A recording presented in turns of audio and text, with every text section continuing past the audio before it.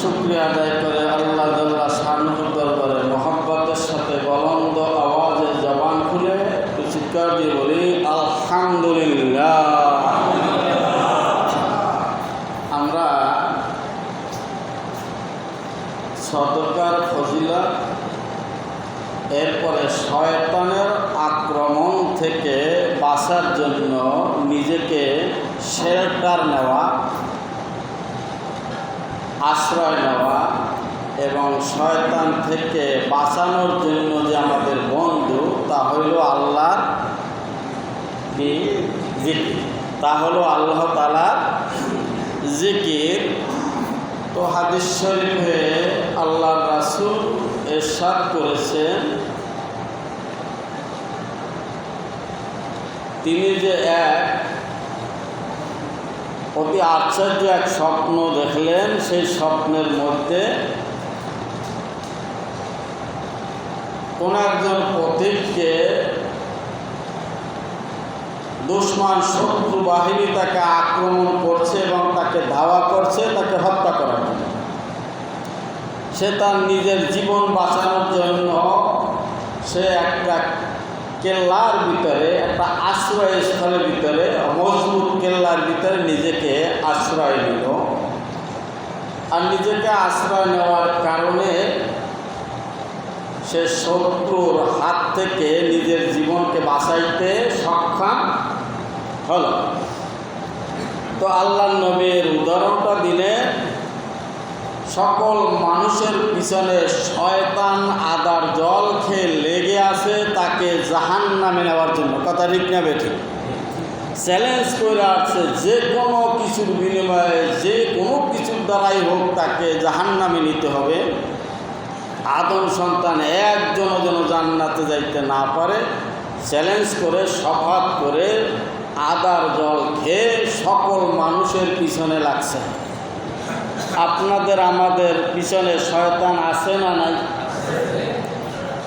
কাজেই এই শয়তানকে চেনা এবং শয়তানের সাথে জেহাদ করা, শয়তানকে থেকে নিজেকে বাঁচানোর জন্য পথ, অস্ত্র এগুলো আমাদের দরকার আছে না নাই? কাজে শয়তান আমাদেরকে প্রতি মুহূর্তে জাগ্রত থাকি আর ঘুমাইয়া থাকি, যে হালে থাকি সকল অবস্থাতেই শয়তান আমাদের পিছনে কি আছে? লাগা আছে। কাজে এই শয়তান ওপেন চ্যালেঞ্জ করা মানুষের দুশমন, শত্রু। এই শয়তানের হাত থেকে বাঁচার একমাত্র বড় ঔষধ হইল আল্লাহর জিকির। শয়তানের হাত থেকে বাঁচার ঔষধ হইল আল্লাহর জিকির। তো আল্লাহ নবী বললেন যে শয়তান আক্রমণ করছে, তার থেকে বাঁচার জন্য আমি স্বপ্নে দেখলাম যে ওই উম্মতের জিকির এসে দাঁড়ায় গেল এবং জিকির শয়তানের আক্রমণ থেকে তারে বাঁচায় দিল। এ ব্যাপারে হাদিস শরীফে অনেক হাদিস রয়েছে। মান যাকারাল্লাহ খনাসা ওয়া ইযা গফালা ওয়াসওয়াসা। ইযা যাকারাল্লাহ, যখন বান্দা আল্লাহর জিকির করে তখন শয়তান দৌড়াইয়া পালায়, আর যখন সে জিকির থেকে বিরত থাকে, জিকির থাকে না, জিকির শূন্য কলব হয়, তখন সেই কলবের মধ্যে শয়তান ওয়াসওয়াসা ধোঁকা দিতে থাকে। কাজে শয়তানের ওয়াসওয়াসা, কুমন্ত্রণা, ধোঁকার থেকে বাঁচার একমাত্র বড় ঔষধ হলো আল্লাহর জিকির। আল্লাহর জিকিরের অনেক ধাজ, অনেক স্তর রয়েছে। আল্লাহর অনেক নাম রয়েছে, অনেক জিকিরের লব্ধ শব্দ আছে। সর্বসাধারণ মানুষের জন্য সেই সব শব্দ, সব লব্ধ, সব দোয়া মুখস্থ করা অনেকের পক্ষে সম্ভব হয় না। আলেম ওলামারা, জ্ঞানীগুলি মানুষ, শিক্ষিত লোকেরা কোরআন হাদিস পড়ে তারা অনেক কিছু জানতে পারে। পৃথিবীর জমিনে এমন মানুষও তো আছে যে কোরআন শরীফ দেখে পড়তে পারে না, বাংলাও পড়তে পারে না, আছে না নাই? বাংলা দেখে তাও পারে না, আরবি দেখেও পারে না, অর্থাৎ সে লেখাপড়া করেনি। আবার আছে তাকে শতবার বইলে দেওয়ার পর সে মনে রাখতে পারে না। এই ক্লাসেরও মানুষ আছে না নাই? সবই তো আল্লাহর বান্দা। পৃথিবীর সমস্ত মানুষ যে আলেম হবে, মুফতি হবে, বিশ্বাস হয়ে যাবে, ইমাম সাহেব হবে, এমনটা না। পৃথিবীর সমস্ত মানুষ শিক্ষিত হবে এমনও না। তো সবাই জান্নাতে যেতে চায়, সবাই মুক্তি পেতে চায়। তো রাস্তা, এই জন্য সহজ রাস্তা বের করে দিতে, এটাই হইল আলেম ওলামাদের কাজ। তো অনেক জিকিরের ভিতরে আপনার আল্লাহর যেই নাম ভালো লাগে আপনি সেই নামের জিকির ধরেই থাকেন। কিছু জিকির হইল মাওয়াকিত, সময়ের ব্যাপার আছে। কিছু জিকির হইল মাওয়াতেন, স্থানের জিকির, যেখানে যেই জিকির। যেমন মসজিদে ঢোকার সময় একটা দোয়া, এটা তো জিকির। বের হওয়ার দোয়া, এটা জিকির। ঘরে ঢোকার দোয়া জিকির, বের হওয়ার দোয়া জিকির। তো এই রকমের বিভিন্ন জায়গায় জায়গায় যেই দোয়া, মাসনুন দোয়াগুলি আছে, এগুলা আমলে বাস্তবায়ন করা, এগুলাও সব। তো অনেক সাধারণ মানুষ আছে এটাও জানে না, পারে না। এছাড়া অবসর সময় যে থাকি সেই সময়ের জন্য কি জিকির, বিভিন্ন ভাত খাওয়ার সময় এক জিকির, খাওয়ার শেষে এক জিকির, দাওয়াত খেলে এক জিকির, নিজের বাসায় খেলে এক জিকির, খানার সামনে এলে এক জিকির, দুধ পান করার সময় এক জিকির, পানি খাওয়ার সময় এক জিকির, লবণ খাওয়ার সময় এক জিকির। আর সাধারণ মানুষের জিজ্ঞেস, বাবা লবণ খাওয়ার দোয়া তো বলেন, বিসমিল্লাহ হালিয়া মারিয়া, এটা তো সাধারণ মানুষ পারত না। আমি মাদ্রাসায় পড়ছি দেখে না, নুন খাওয়ার দোয়াও জানি, পানি খাওয়ার দোয়া জানি, দুধ খাওয়ার দোয়া জানি, সবই তো। তেমন কত সাধারণ মানুষ সবাই তো একটু পারব না। তারা সবাই ভাবে খাওয়ার জিনিস হলো বিসমিল্লাহ করে খান, পানিও বিসমিল্লাহ, দুধও বিসমিল্লাহ, চা বিসমিল্লাহ, বিসমিল্লাহ, বিরিয়ানি খান, পোলাও খান, গোস্ত খান, সব এগুলো সব সাধারণ মানুষের জন্য বিসমিল্লাহ। প্রথমটা তো ঠিক আছে, আর পরেরগুলো যখন পারতাম না, এই জন্য এদের জন্য এতে কাফি হয়ে যাবে, অসুবিধা নেই। তো এখন সাধারণ মানুষের জন্য আপনি আল্লাহর অনেক নাম, অনেক জিকিরের ভিতরে যেই নাম আপনার ভালো লাগে। হাজী এমদাদুল্লাহ মহাজির মক্কি রহিমাহুল্লাহ তিনি জিয়াউল কুলুব কিতাবের ভিতরে লেখছে, যেই নামে যার মন মজে, যেই নামে যার স্বাদ জাগে, যেই নামে যার মজা লাগে, সে যেন সেই নাম ধরে আল্লাহকে ডাকে, সেইটাই তার ইসমে আজম হবে এবং সেটাইতে সে পার পাবে, আল্লাহ সান্নিধ্য লাভ করতে পারবে। জোরকান সুবহানাল্লাহ। আল্লাহ খালি প্রেম, সে আল্লাহ আপনি আল্লাহকে ডাকবেন প্রেম দিয়ে। তো আফজাল জিকির হল লা ইলাহা ইল্লাল্লাহ, একদম সহজ শব্দ। এটা শিক্ষিত অশিক্ষিত মুসলমান নামদারি যারা, আমাদের দেশের বিধর্মী যারা, তারাও শুনতে শুনতে এই লা ইলাহা ইল্লাল্লাহ মুখস্থ হয়ে গেছে। এরাও পারে, হিন্দুরাও পারে।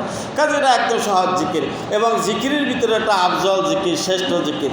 কাজে আপনি যখনই সময় পান, কোনো একটা মুহূর্ত, একটা মিনিট সময় যেন আপনার বেকার না যায়, আপনার আমলনামার অ্যাকাউন্টে খালি ডলার জমা করবেন, লা ইলাহা ইল্লাল্লাহ। মনে মনে আপনি আসলে হাটে যান, বাজারে যান, খাইতে, যেখানে যে অবস্থা আছেন, বাজারে যাওয়ার আলাদা দোয়া আছে, আপনি এটা পারেন না, আপনি সবটা হাঁটতে চলতে সবসময় শুধু লা ইলাহা ইল্লাল্লাহর জিকির করবেন, তাহলে আপনি শয়তানের আক্রমণ থেকে বাঁচতে পারবেন। এই জিকির করলে শয়তানের আক্রমণ থেকে বাঁচতে পারবেন।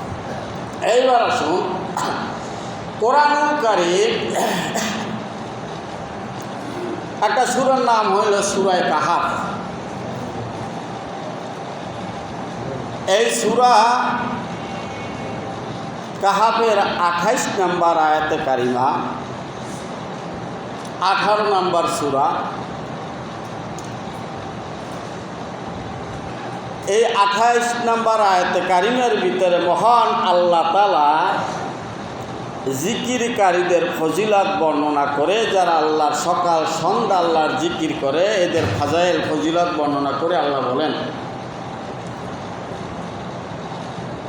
জিকিরকারীদের দাম, জিকিরকারীদের সম্মান এবং মর্যাদার এখানে বলা হয়েছে। এ ব্যাপারে অনেক হাদিস শরীফ রয়েছে, কোরআনুল কারীমের অনেক আয়াত রয়েছে জিকিরকারীদের মর্যাদা কত। আমরা দুনিয়ার টাকা পয়সা এগুলার দাম খুব জানি, জিকিরের দাম ততটা জানি না, বুঝি না। টাকা পয়সার দাম জানি। একজনের সম্বল আছে, গরিব মানুষ, তার গায়ের জামা তালি দেওয়া ছিঁড়া, ঘরের টিন দিয়ে পানি ভরে, ভাঙ্গা চুলো ঘরে খায়, খাবার একবেলা খাইলে দুবেলা না খাই থাকে সমাজের ভিতরে, কিন্তু লোকটা সবসময় আল্লাহর জিকির করে। এমন মানুষ দুনিয়াতে আছে না নাই? আল্লাহর পাগল, আল্লাহর আশেক এমন মানুষও আছে। খাবার স্টেশন নাই, খাবার নাই, অভাবী মানুষ, 3 বেলা হয় না, 1 বেলা হয়, গায়ের জামা কাপড় পুরান একদম নিনু মানুষের ফালাইয়া দেওয়ার মতো, ঘরের চাইতে ভানি করে, ঘরও ঠিক নেই, থাকার জায়গাও, বৃষ্টির সময় পলিথিনটা নাই, কিন্তু লোকটা সবসময় জিকির করে। আচ্ছা বলেন, এই রকমের মানুষ লোকটা জিকির করে, কিন্তু এই মানুষের ঘর দিয়ে পানি করে, খাবার স্টেশন নাই, সামাজিক তার কোনো মর্যাদা নাই, সামাজিক কোনো মর্যাদা। সমাজের মানুষ তার কেউ দাওয়াতও দেয় না, কেউ ডাকেও না, জিগায়ও না, সমাজে তার কোনো দাম নাই। মানুষ তার সাথে আত্মীয় করতে চায় না, চাইবো না তার ছেলের সাথে সে মেয়ে বিয়ে দিতে, তার মেয়ে তার আর একজনের ছেলের জন্য আনতে, এটুকুটাও চায় না। কেন? উনি অনেক গরিব মানুষ। কি মানুষ? হাকিকতে লোকটা অনেক ধনী লোক। জিকিরকারীরা কি হয়? জিকিরকারীরা ধনী, আখেরাতের ধনী, অনেক ডলার জমা তার।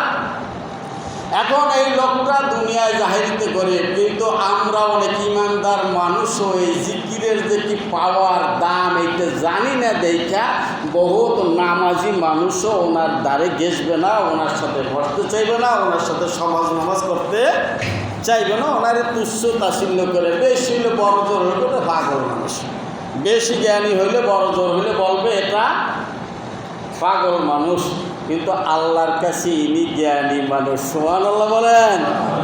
হাসরের ময়দানে আল্লাহর পক্ষ থেকে আল্লাহ তাআলা একজন আহ্বানকারী পাঠিয়ে দেবে, যে বলবে ডাকো জ্ঞানী মানুষ কারা, এরা এদেরকে আল্লাহ সাক্ষাৎ করবে। আল্লাহ ডাকছেন জ্ঞানী মানুষদেরকে, ডাকছেন যারা জ্ঞানী মানুষ এদেরকে আল্লাহ ডাকছেন, এদের সাথে আল্লাহ মিটিং করবেন, আল্লাহ দেখা করবেন, স্পেশাল সাক্ষাৎ হবে, ভিজিট হবে।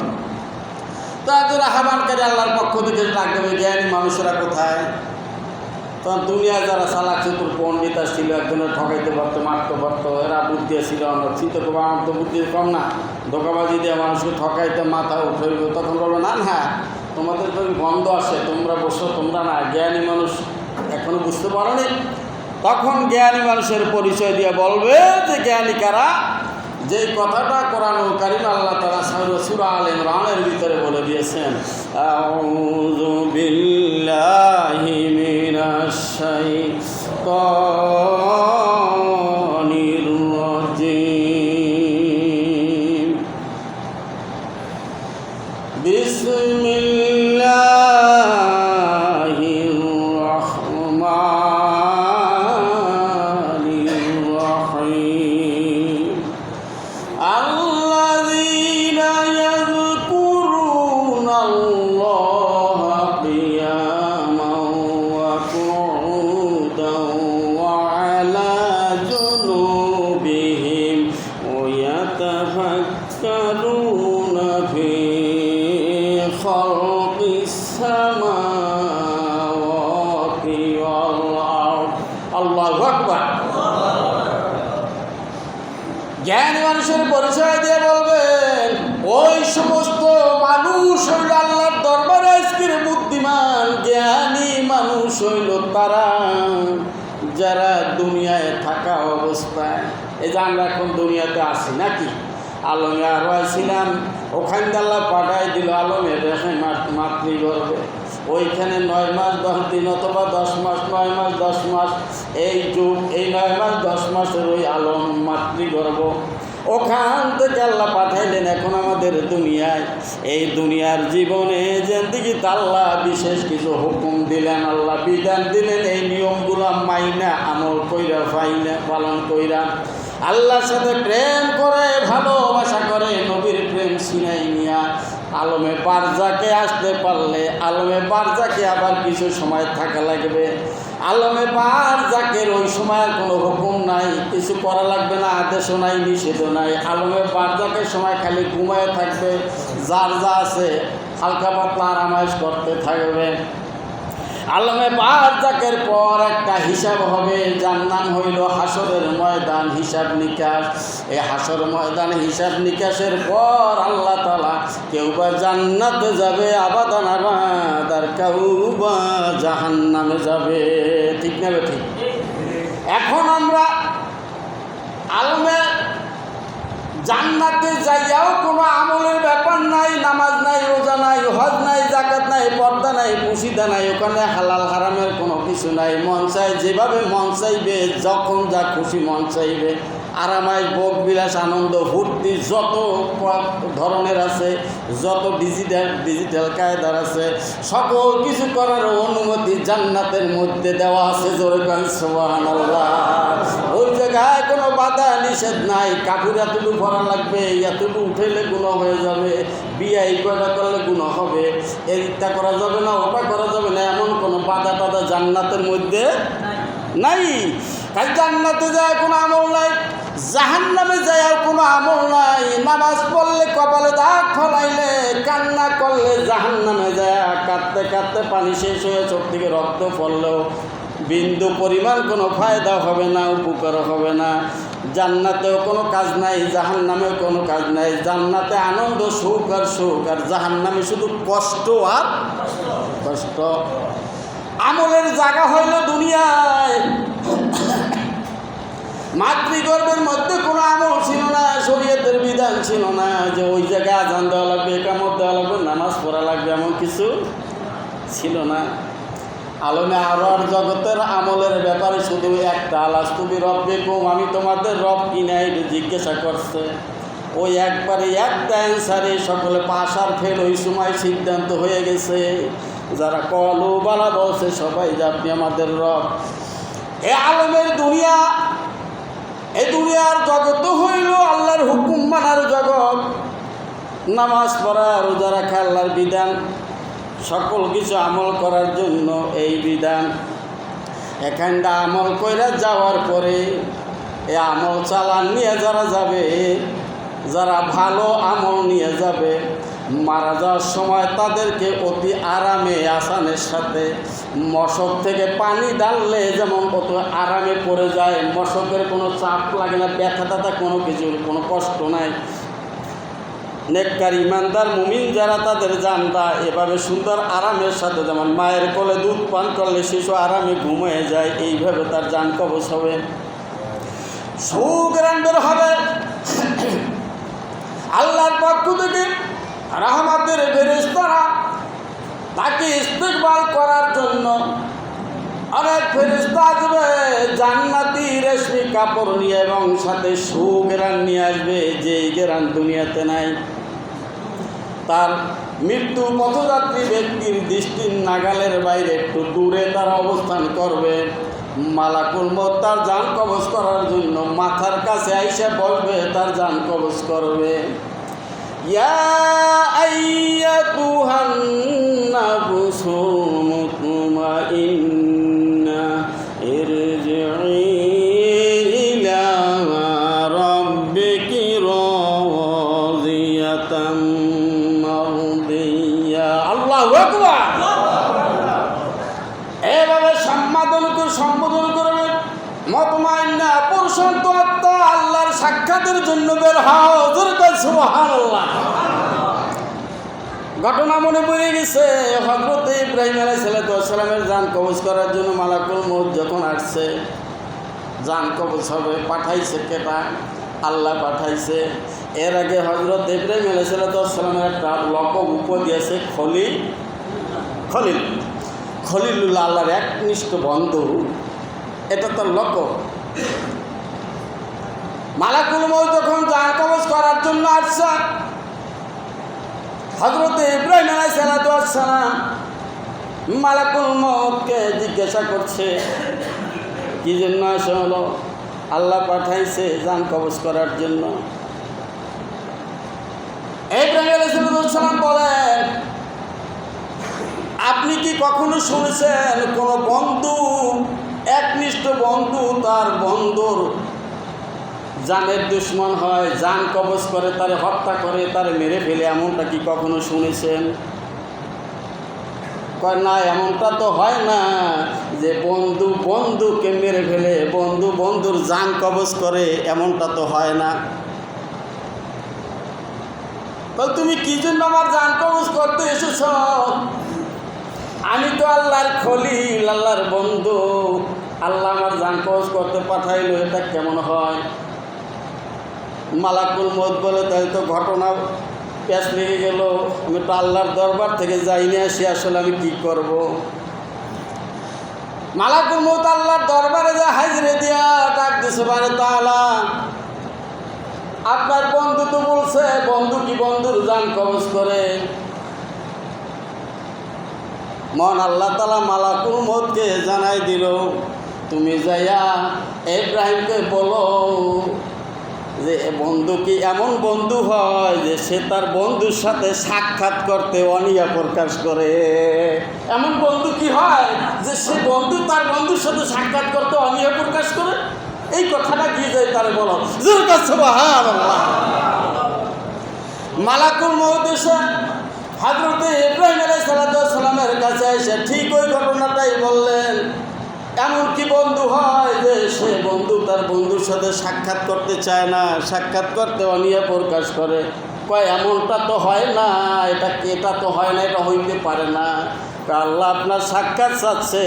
এবারে ইব্রাহিম আলাইহিস সালাম বলছে, জলদি করো, আমার তাড়াতাড়ি জান কবজ করো, আমি আল্লাহর দিদারে যাবো। জোরে কান সুবহানাল্লাহ। তো নেককার ইমানদার যারা, তাদের জান কবজ দিবস সম্মানের সাথে হয়। আম্বিয়া ইকরামদের জান কবজের জন্য মালাকুল মউত পারমিশন নিত, এটা নবীদের শান। জোরে কান সুবহানাল্লাহ। নবীদের কাছে এসে জান কবজের জন্য পারমিশন নিত, এটা আদব, শান। আল্লাহ তাআলা তাদের কি ইজ্জত দিয়েছে, ইমানদারদের ইজ্জত আছে। মালাকুল মউত যখন জান কবজ করে, আর একটা মুহূর্ত তার রূহটা আজরাইল সালামের হাতে মালাকুল মাউতের হাতে আর রাখা হয় না, রহমতের ফেরেশতা তরি গড়ি করে ওটাকে নেয়, জান্নাতি রেশমি কাপড় দ্বারা জড়াইয়া সুঘেরান লাগাইয়া স্প্রে করে এবার তারা তাড়াতাড়ি আসমানের দিকে আল্লাহর আরশের আযমের দিকে নিয়ে যাচ্ছে। যত জায়গা যায় সুঘ্রাণ ছড়ায়, দুনিয়ার সমস্ত সুঘ্রাণ ছড়ায়। আসমান প্রথম আসমানে করাঘাত করে দরজা খুলে দেওয়ার জন্য, দরজা খুলে দেয়, তারা ঘেরান পায়, জিজ্ঞাসা করে কার আত্মা? ফেরেশতারা পরিচয় দেয় অমুকের ছেলে, অমুকের আত্মা। খুব সুঘেরান আসছে, তো ভালো আত্মা, ইমানদার আত্মা, মুমিন আত্মা, এ তো জান্নাতি, জোরে কোন সুবহানাল্লাহ। সমস্ত আসমানে এক এক করে সপ্তম আসমান সব দরজা খুলে দেওয়া হয়, আর সবাই তাকে আহলান সাহলান বলে। আর আল্লাহ তাআলা হুকুম দেন, এর আমল নামাটাকে ইল্লিনের মধ্যে লটকায় রাখো, ইল্লিনে লিখে রাখো, ইল্লিনের মধ্যে রাখো। ইল্লিন মানে জান্নাতের মধ্যে রাখো। এর আমল নামা স্পেশাল জান্নাতের ইল্লিনের মধ্যে রাখো। আর এ রুহটা জমিনে আবার ফেরত দাও বালমে বারজাকে, কারণ সেখানে মুনকার নকির ফেরেশতা আসবে সুয়াল জবাব করার জন্য। আর তার কবরের সাথে বারজাকের সাথে জান্নাতের সাথে একটা একটা সুড়ঙ্গ রাস্তা তৈরি করে দাও, জোরে কান সুবহানাল্লাহ। জান্নাত থেকে হাওয়া আসবে, জান্নাতি নিয়ামত ভোগ করবে। এই জন্য আমরা দোয়া করি, আল্লাহ কবরে জান্নাতি বিছানা বিছায় দাও। দোয়া করি কি করি না? দোয়া করি আল্লাহ জান্নাতের কবরে জান্নাতি ফরাশ বিছাইয়ে দাও, জান্নাতি হাওয়া দাও, জান্নাতের বাগান বানায় দাও। দোয়া করি আল্লাহ তাআলা বলেন জান্নাতের সাথে কবরের সাথে একটা লাইন তৈরি করে দাও, জোরে কান সুবহানাল্লাহ। আর পাপী যারা দুনিয়ায় জিকির করে নাই, আল্লাহর হুকুম মানে নাই, তাদের জান কান্দানিতে অনেক কষ্ট হবে। রথ ছিঁড়ে ছিঁড়ে তার জান কবজ করা হবে, দারুণ অনেক কষ্ট। একটা জ্যান্ত বকরিরে চামড়া খসলে জীবিত অবস্থায় যে কষ্ট পায়, আল্লাহ নবী বলেন বেনামাজি গুনাহগার মজরেম পাপী তাদের জান কবজের সময় ওর চেয়েও বেশি কষ্ট হবে বেনামাজি এবং মজরেম গুনাহগারদের জান কবজের সময়। তার রুহুর থেকে দুর্গন্ধ আসবে, আযাবের ফেরেশতারা দুর্গন্ধযুক্ত ময়লা চট, ময়লাযুক্ত কাপড়, দুর্গন্ধযুক্ত এগুলো নিয়ে আসবে। দুর্গন্ধ ময়লার সাথে তার রুহ জড়াইয়া নিয়ে যাইতে চাবে, সবাই গন্ধ পাবে। তার জন্য আসমানের দরজার খুলবে না। প্রথম আসমান পর্যন্ত গেছে এই দুর্গন্ধ দুনিয়াবাসী, প্রথম আসমানের অধিবেশে তারা পেয়েছে। দ্বিতীয় আসমানে যাওয়ার আর অনুমতি নাই, প্রথম আসমানের দরজা আর খোলা হবে না। না না না, এরপর দুর্গন্ধ এটা সহ্য করা যায় না। এরপর ওখান থেকে তাকে জমিনে নিক্ষেপ করা হবে, আর আল্লাহর হুকুম হবে এর আমল নামাটা সিজ্জিনের মধ্যে রাখো। কারণ সিজ্জিন জাহান্নাম নিচের দিকে, পুলসিরাত উপরে পার হবে, আর জাহান্নাম নিচের দিকে নিচে পড়বে। এই জন্য সিজ্জিন নিচে কয়, এর আমল নামাটা সিজ্জিনের মধ্যে রাখো। আর এর রুহটা এর কবর আলমে বারজাকে ফেরত দাও, মুনকার নকির ফেরেশতা সুয়াল করতে আসবে। এ গুনাহগার জাহান্নামের সাথে একটা সুড়ঙ্গ, কবরের সাথে একটা সুড়ঙ্গ তৈরি করে দাও। আলমে বারজাকের জগতে যতদিন থাকবে ততদিনের জন্য জাহান্নামের সাথে তার একটা সম্পর্ক থাকবে। ওখান থেকে জাহান্নামী গরম হাওয়া শাস্তি তার কবরে আসবে। এটার নাম হইল কবর আযাব। আল্লাহ তাআলা আমাদের সকলকে কবর আযাব থেকে হেফাজত রাখুক। সকলে বলেন আমিন। আল্লাহুম্মা ইন্না নাউযু বিকা মিন আযাবিল কবরি। বলেন আল্লাহুম্মা ইন্না নাউযু বিকা মিন আযাবিল কবরি। আল্লাহুম্মা ইন্না নাউযু বিকা মিন আযাবিল কবরি। এক মিনিটের ভিতরে এই অশেষ করে যায় কিনা, বরং কারণ হইল এক একটা আয়াতের তাফসীর ব্যাখ্যা করতে দীর্ঘ অনেক সময় প্রয়োজন। সূরা কাহাফের 28 নম্বর আয়াতে যেটা বলেছিলাম, জিকিরকারীদের সম্মানের জন্য ওয়াসবির নাফসাকা মা'আল্লাযীনা ইয়াদউনা রাব্বাহুম বিল গাদাতি ওয়াল আশিয়্যি ইউরিদুনা ওয়াজহাহু ওয়ালা তা'দু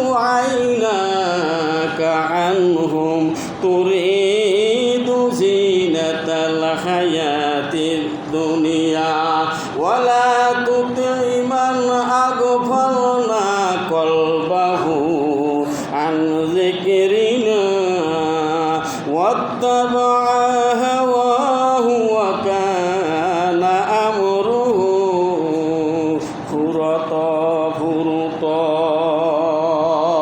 আল্লাহু আকবার। আল্লাহ তাআলা বলেন, অনেক বড় সংক্ষেপে বলছি, হাবিব আপনি জিকিরকারীদের সাথে থাকেন, জিকিরকারীদের থেকে আপনার চেহারা ঘুরাবেন না, মন ঘুরাবেন না, আপনি তাদের ইবাদত করবেন না, আপনি জিকিরকারীদের সাথে থাকেন। যেরকম সুবহানাল্লাহ।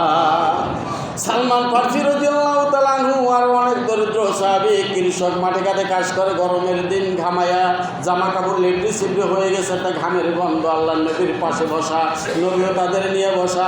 এই মানুষগুলি গরিব, কিন্তু সকাল সন্ধ্যা সবসময় আল্লাহর জিকির করে। যেরকম সুবহানাল্লাহ। গদ্যে ফানি করে আগে বলছিলাম না, লোকটা ভাগলা জিকির করে। এইরকম সাহাবায়ে কেরামদের মধ্যে দরিদ্র সাহাবায়ে কেরাম আছেন, তার মধ্যে সালমান ফারসি রাদিয়াল্লাহু তাআলা আনহু আছেন। নবীজির সামনে চতুর্দিকে সাহাবায়ে কেরামরা বসা, নবীজিও বসা। গামের গন্ধ, জামা কাপড় ঘামে ভিজা। এর মধ্যে ওয়াই নামে একজন ধনী মানুষ, তিনি সমাজের আরবের মধ্যে একটু ধনী, টাকা পয়সা আছে। এই ধনী মানুষ এসে বলছে, মোহাম্মদ আপনার আশেপাশে তারা বসা, গামের গন্ধ, আপনি কেমনে থাকেন? গন্ধ পান না? আমরা তো গন্ধ পাই, নাকসাই পারছে, আপনি এদের সরাই দেন, এদের নিয়ে কেমনে থাকেন? এদের দিয়ে লাভ কি? আমাদের মতো ধনী মানুষ 2-4 যদি আপনার পাশে থাকে, আপনার ইজ্জত বাড়বে, আমরা টাকা পয়সা দিয়ে সাহায্য সহযোগিতা করতে পারবো, আপনার উপকার হবে, এরা তো কোনো উপকার করতে পারবে না। এ বলে যখন তাকে, আল্লাহু আকবার, সময়টা বেশি হয়ে গেছে, যাক এর পরের অংশটা এর পরের দিকে একটু বলবো, যেহেতু মনে রাখবেন এর পরের অংশটা বাকি সুন্নাত নামাজের পরে বলবো ইনশাআল্লাহ। যারা কাবলা জুমার নামাজ পড়েন তারা 4 রাকাত কাবলা জুমার নামাজ আদায় করবেন।